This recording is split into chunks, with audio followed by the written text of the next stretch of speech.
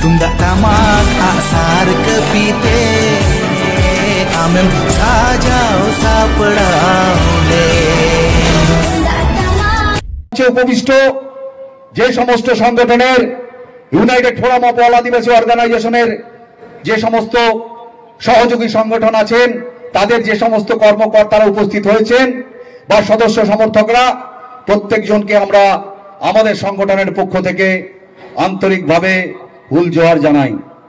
দিক দিয়ে নয়, যে সমাজের মহিলারা এগিয়ে আছেন মানসিক দিক দিয়ে নিজের সমাজকে, নিজের বাড়িকে, নিজের জাতিকে সুরক্ষিত করার জন্য, সেই সমাজের মহিলারা যদি এগিয়ে আসেন সেই সমাজকে কেউ কখনো পিছন দিকে নিয়ে যেতে পারবে না।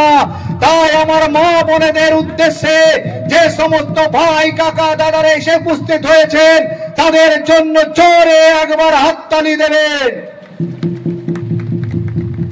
সারাও আজকের সমাবেশে আমাকে দুটো পয়েন্ট নিয়ে কথা বলতে বলা হয়েছে। আমাদের বাদ বাকি যে সমস্ত পয়েন্ট রাজেশ শ্রদ্ধা খুব সুন্দর করে বলে দিয়ে গেলেন। তার আগে আমাদের ভূমিজ সমাজের দাদা বলে দিয়ে গেলেন। তার আগে আরো বক্তা ছিলেন, তারা কিন্তু সুন্দর করে প্রত্যেকটি পয়েন্ট আপনাদের বোঝালেন। আমার যে দুটো পয়েন্ট হচ্ছে education system of tribal people in West Bengal, আদিবাসীদের শিক্ষা ব্যবস্থা নিয়ে একখানা কথা বলতে বলা হয়েছে।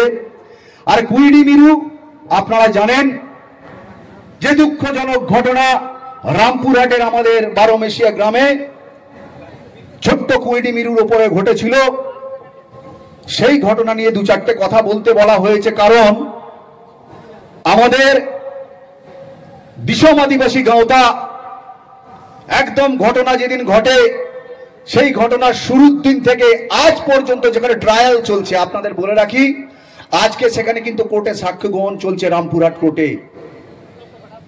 আমাদের সদস্যরা সেখানে রয়েছেন, আমাদের বিভিন্ন সদস্য বা বিভিন্ন আজকে পুরুলিয়া জেলা, বাঁকুড়া জেলা, পশ্চিম বর্ধমান জেলা বা পূর্ব বর্ধমান জেলা থেকে যারা এসেছেন তাদেরকে আন্তরিকভাবে দিশম আদিবাসী গাঁওতার একটা ছোট্ট সদস্য হিসেবে আমার সেই সমস্ত সদস্যকে ধন্যবাদ জানাই। একটা কথা বলতে যাই, এইখানে গোড়াদা বসে আছেন আমার দিশম আদিবাসী গাঁওতার রাজ্য মেম্বার। এডুকেশন সিস্টেমের কথা যদি বলতে হয় বলি, আমরা জানি সারা পশ্চিম বাংলায় প্রায় 7 জায়গায়, সেই কালিম্পং, উত্তর দিনাজপুর বলুন বা দিনাজপুর বলুন, আমাদের বীরভূম, আমাদের পুরুলিয়া, আমাদের পশ্চিম বর্ধমান, এখন যেটা বর্ধমান আর পূর্ব বর্ধমান আর পশ্চিম বর্ধমানে ভাগ হয়েছে, পূর্ব মেদিনীপুর, মেদিনীপুরে যেটা আবার দুটো ভাগ হয়েছে।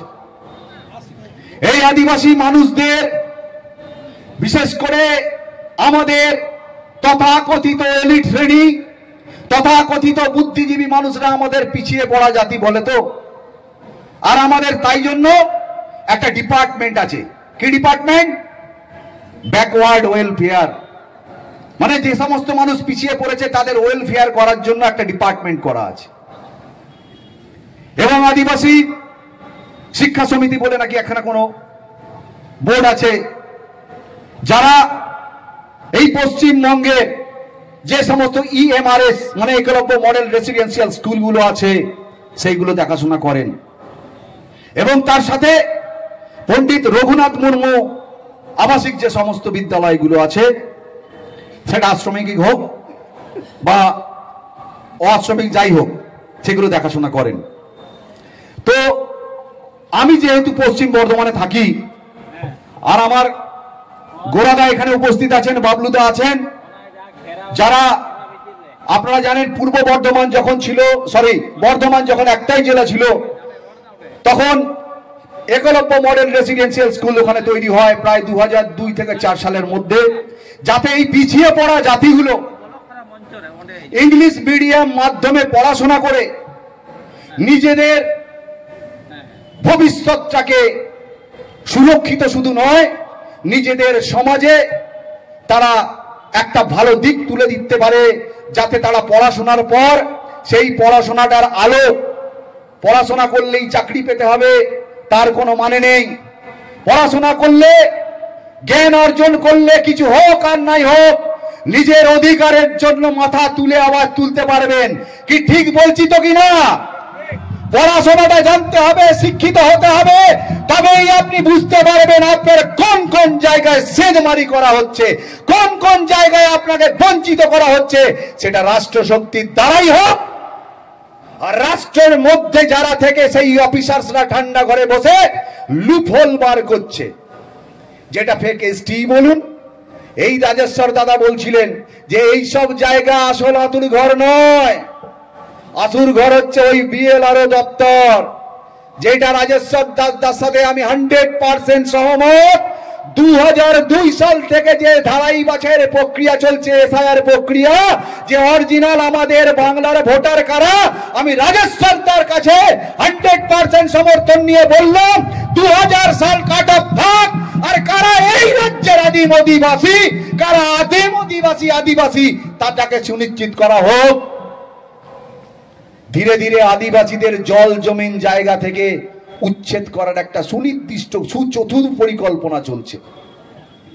অযোধ্যা পাহাড় জানেন, এখানের পাঞ্চেত ড্যাম জানেন, আমাদের পশ্চিম বর্ধমান জানেন, যেখানে দীর্ঘদিন ধরে শয়ে শয়ে পেপার আছে, ডকুমেন্টস আছে, ডকুমেন্টস ছাড়া কথা বলি না। যার যদি নেবার থাকে, কোন মিডিয়া বন্ধু, কোন ইন্টেলিজেন্সের লোক, মুখ্যমন্ত্রীর কাছে 2016 সাল থেকে দরবার করা হচ্ছে যে দিদিমণি কি ম্যাডাম, আদিবাসী মানুষরা পড়াশোনা শিখতে চায়, মূল স্রোতে থাকতে চায়, যে ইংলিশ মিডিয়াম স্কুল আদিবাসী মানুষের কাছে দুঃসাধ্য, যেখানে প্রতি মাসে হাজার হাজার টাকা লাগে, সেইখানে আমরা স্কুলে পড়াতে পারবো না। কিন্তু সরকার যেখানে সেন্ট্রাল গভর্নমেন্ট হোক আর স্টেট গভর্নমেন্ট হোক, যেখানে ফান্ডিং করছে ছেলেপুলেদের রেসিডেন্সিয়ালি রেখে তাদের মানসিক শক্তি বিকাশ করে, তাদের শারীরিক শক্তি বিকাশ করে, তাদের পড়াশোনার মান উন্নয়ন করার জন্য যে জায়গা তৈরি হচ্ছে, সেই জায়গাগুলো সব বন্ধ হয়ে যাচ্ছে। তাহলে ভাবুন, আমরা নাকি উন্নয়নের জোয়ারে ভেসে যাচ্ছি। খবর আছে নাকি, যদিও আমার কাছে ডকুমেন্টস নেই। বিভিন্ন মিডিয়া, বিভিন্ন জায়গায় নাকি বলা হচ্ছে 11 কোটি টাকার ধামসা মাদল নাকি দেওয়া হয়েছে আদিবাসী পরিবারে। 11 কোটি টাকা। আর আমরা বলছি এই ধামসা মাদল আদিবাসীদের চিরাচরিত প্রথার একটা জিনিস, যা প্রত্যেকটি গ্রামে আপনি পাবেন। সেই গ্রামে যদি নাও পান, অন্য গ্রামের মাঝি বাবার থেকে আমরা সেখানের পারমিশন নিয়ে নিজেদের আচার অনুষ্ঠান বা রিচুয়ালস গুলো কমপ্লিট করি। যেখানে আমরা বলছি এডুকেশনকে ফার্স্ট প্রায়োরিটি দিতে হবে একটা সমাজকে এগিয়ে নিয়ে যাওয়ার জন্য, সেইখানে ধামসা মাদলে আপনারা বলছেন 11 কোটি টাকার। আমরা বলছি সেই টাকা দিয়ে যে স্কুলগুলো বন্ধ হয়েছে, যে হস্টেলগুলো বন্ধ হয়েছে, যে ইএমআরএস স্কুলগুলোতে নিয়ে যাওয়ার ব্যবস্থা করা হচ্ছে, যে ফিডার স্কুলগুলো বন্ধ করা হয়েছে, সেইগুলো খোলা হোক। কি দাদা আমি